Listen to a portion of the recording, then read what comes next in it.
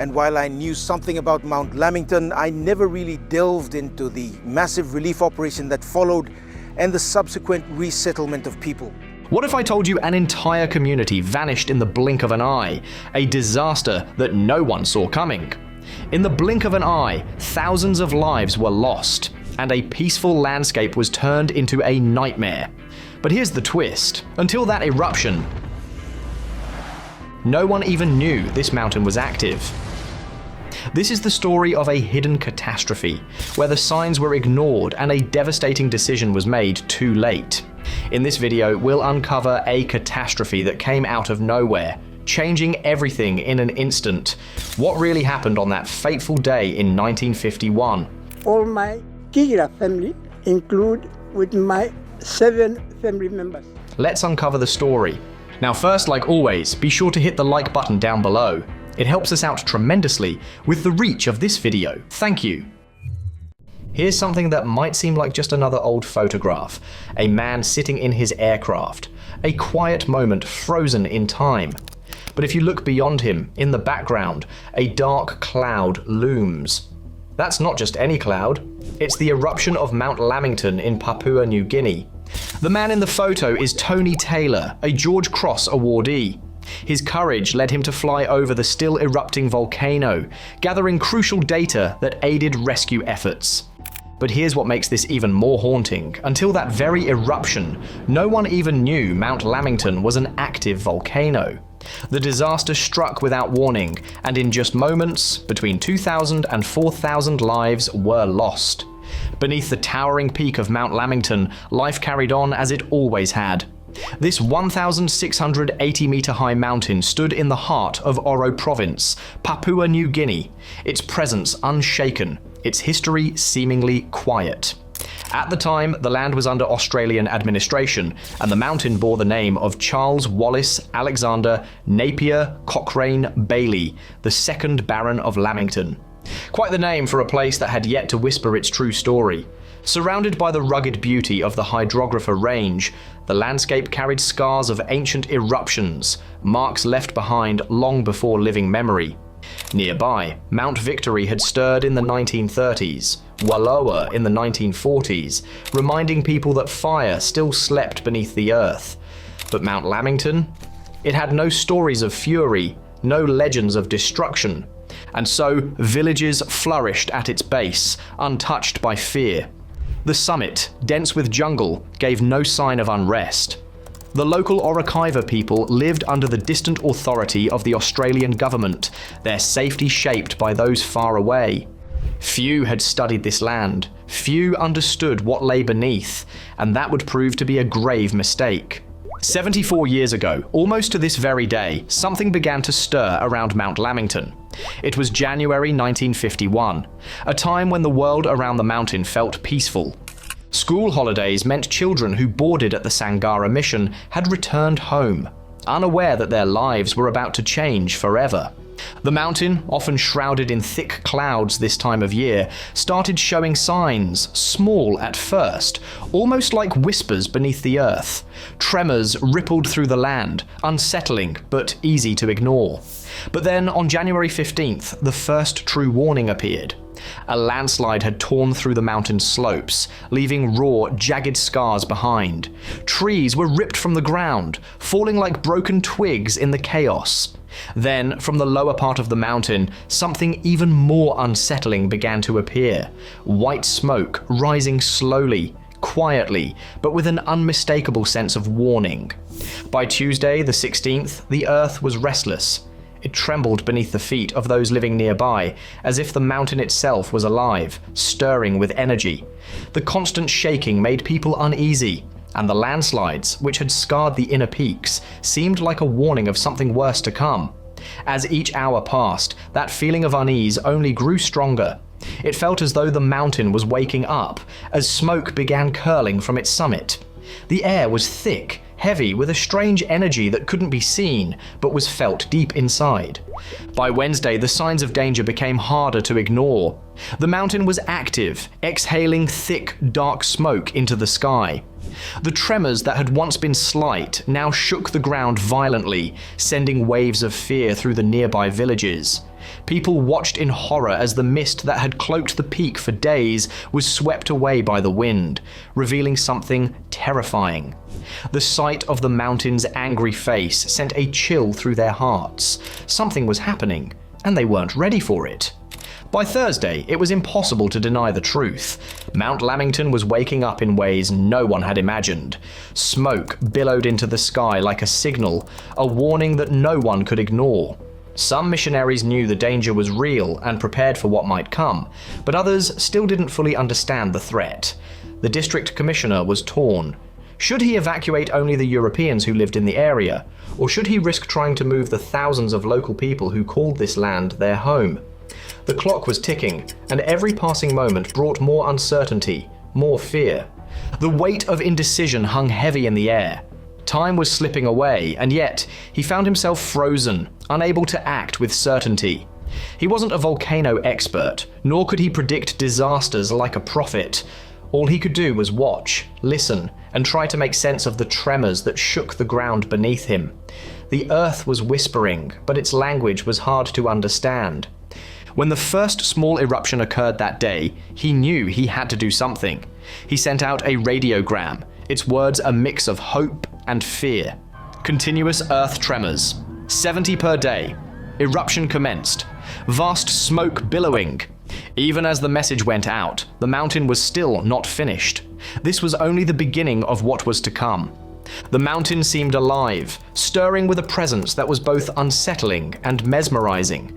The photographs taken that day showed images of a quiet before the storm, strange, eerie, yet captivating moments frozen in time.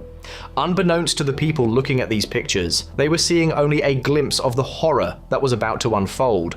Some of these photos would later be published in the newspapers, with calm words trying to reassure the public. In one edition of the South Pacific Post, the story read, "No lives lost, no immediate threat." The intention was clear, to ease the fears of the people, to make them believe that everything would be fine. But nature has its own way of hiding the truth, and what was happening beneath the surface was far more dangerous. By Friday morning, Mount Lamington's smoke had settled somewhat. The eruptions seemed to soften, and the clouds around the summit began to thin. For the first time, the dark plume of smoke could be seen from the towns of Weta and Koda. People looked up, some curious, others nervous. But no one could have predicted what would happen next. The ground shook harder, and the mountain groaned louder. It was no longer calming down, it was gathering strength. And then, without warning, the mountain erupted in a deafening roar. The sky turned dark as fire, and ash shot into the air, consuming everything in its path. Debris rained down on the village of His Evita, tearing apart homes and sending families running in panic. There was no time to think, no time to escape.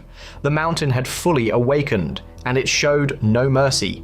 As night fell, an eerie silence descended over the land, the air thick with the acrid smell of sulfur. By Saturday morning, the eruption had escalated. The column of smoke rose 30,000 feet into the sky, carried southward by the winds. Radio signals began to fail, their voices crackling with interference. The discussions about the volcano's future turned tense.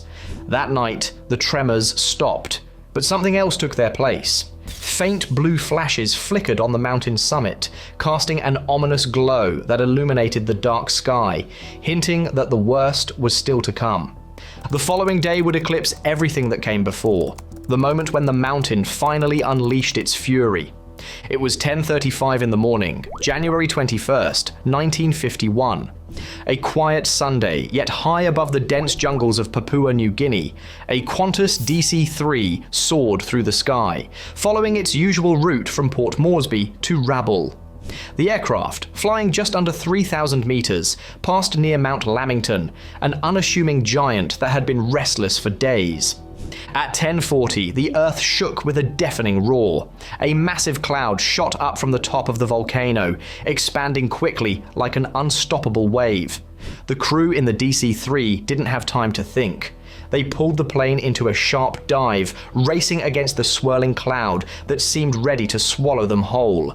They barely made it out in time. Not far away, another plane, a DH-84 Dragon, was heading towards a small airstrip near Popondetta. Just as its wheels came close to the ground, disaster struck. A terrifying explosion of fire and ash erupted from the side of the volcano. The pilots and passengers watched in shock as a huge section of the mountain seemed to break apart right before their eyes. With no time to lose, the pilots pushed the Dragon's engines to their limit, trying to escape the deadly wave of fire and smoke. The plane raced forward, narrowly escaping the disaster. But on the ground, there was no escape. The government station at Hararu was swallowed by the choking ash cloud. The once bustling village of Sangara, home to the Orokaiva people, was gone, erased by the eruption. The thick jungle that surrounded them was transformed into a lifeless wasteland. Those who survived the blast ran toward Popondetta, hoping to find safety. However, safety was a distant dream. Popondetta, though not far from the eruption, was unprepared. There were no doctors to treat the wounded, no working radio to call for help, only fear and ash falling from the sky. As night fell, another violent eruption exploded from the southern side of the mountain. The injured in Popondetta had to be moved quickly. They were carried away from the mountain, desperately inching toward the shoreline as the volcano continued to burn everything in its path. Lamington's fury seemed endless, and those trying to escape were left with only the hope of survival in a world turned to ash. The news of Mount Lamington's eruption reached Port Moresby on the morning of January 22nd, but by then the lives of the people in Popondetta had already been shattered. The eruption had turned their world upside down. Relief teams arrived quickly, some by sea at Cape Kitten, while others brought supplies and medical aid via a small airstrip where Qantas aircraft made their way in. But no amount of aid could bring back what had been lost. Throughout the day, survivors began to arrive, many severely burned, wounded, and exhausted. Among them, the Orokaiva people suffered some of the worst injuries. The smell of death hung in the air as bodies of the deceased were carefully recovered and laid out, waiting to be buried the next day. There was no time for ceremonies, no time for mourning, only the urgent need to survive. A refuge was set up in Wari, a place already scarred by war. Just 10 years before, Australian and Japanese soldiers had fought fiercely there during World War II. Now it stood as a silent witness to another kind of disaster. By Tuesday, burials began. The victims, many showing signs of suffocation, were found frozen in agonizing poses, as if they had been trying to hold on to life in their final moments. But the burials had to be quick, with no time for proper rituals. The true number of those lost will never be known for sure. Was it 2,000? 4,000? The official count was 2,942, but in the haze of ash and uncertainty, the true toll remained hidden, lost beneath the earth. For those who survived, life as they knew it was over. Over 5,000 people were left without homes, their lives uprooted. Crops, which were the lifeblood of the region, were buried under thick layers of ash, leaving the economy in ruins. Yet amid the devastation, there was still a glimmer of hope. Volcanologist Tony Taylor flew over the volcano, studying the still active beast from the sky. His observations helped shape the rescue efforts, guiding teams as they searched for any signs of life among the destruction. As if the pain of losing everything weren't enough, the Kamusi River turned into another force of destruction. In early February, the river, swollen with debris, burst its banks and flooded the town of Buri. The survivors, already drained from the grief and loss they had experienced, found themselves facing yet another wave of disaster. The floodwaters quickly swept away what little they had left, rushing over their fragile shelters, drowning their livestock, and severing the already scarce aid they had received. The relief efforts, which had already been slow and disorganized, ground to a halt. The situation grew dire. Hunger spread through the community, and disease followed close behind. The air was thick with the smell of decay and wet earth, a constant reminder of nature's relentless power. With nowhere left to go, many survivors fled to a temporary refuge in Limo. But even here, there was no peace. The camps were overcrowded, and resources were stretched beyond their limits. The survivors struggled to meet basic needs, finding little relief from their hardships. By May, many of them were relocated to new settlements along the Kokoda Trail, far from their homes and familiar surroundings. It was a slow and painful process. The road to rebuilding was long and uncertain, filled with challenges that seemed impossible to overcome. Still, the survivors had no choice but to move forward, each step driven by a desire for something better, even if they weren't sure what that would look like. Meanwhile, the rest of the world seemed unaware or uninterested in the true scale of the disaster. The newspapers covered the tragedy, but not in the way the survivors would have hoped. Headlines focused on the European losses, fewer than 40 lives, while the deaths of thousands of indigenous people were barely mentioned. Their suffering was reduced to mere footnotes in the larger story of the tragedy. The world's gaze was fixed firmly on the colonizers' losses, while the pain of the native population was ignored. Even the administration, which had failed to properly prepare for the disaster, managed to escape much of the blame. It wasn't until after the devastation that people began to point fingers.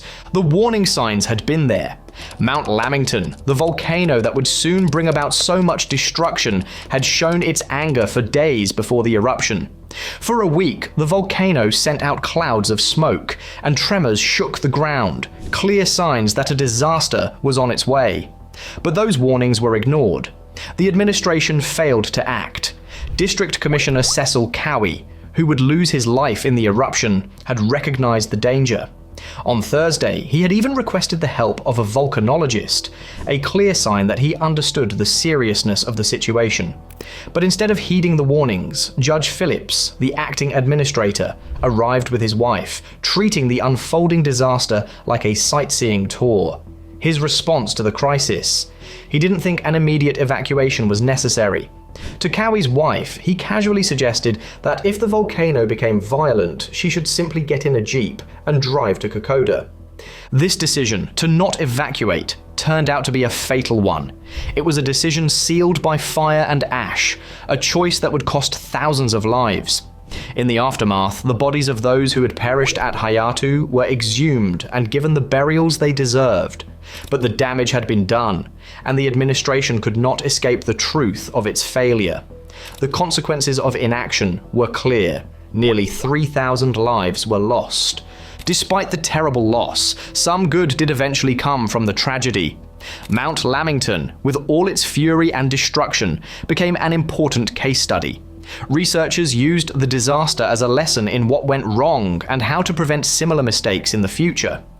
The eruption of 1951 was captured in photographs and documented in research, helping future generations understand the risks of such a powerful force of nature.